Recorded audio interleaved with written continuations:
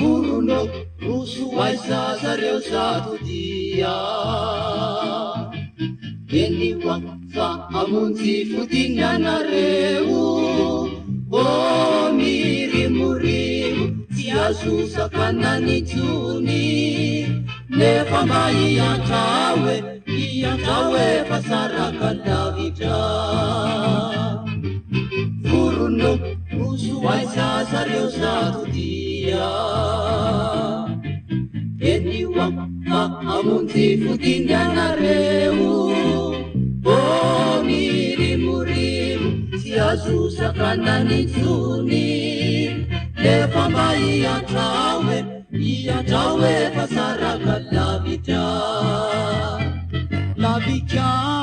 vanamantsy zay koreroye manimanina etany liavina tsy foy kanefa tsy misy mbazo atao anieri manafatranao velomono e ampitao anioany ny fitadiavana masaka maniraka o sanatiaty varinana hoe manadino ny fipisine no antony zao velomono e ampitao anioany ny fitadiavana masaka maniraka o sanatiaty varinana hoe manadino ny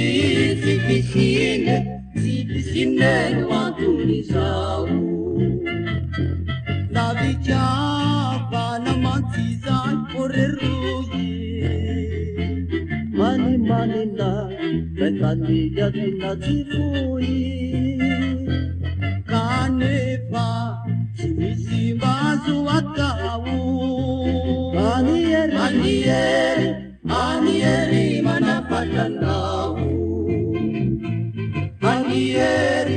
anieri manafatranao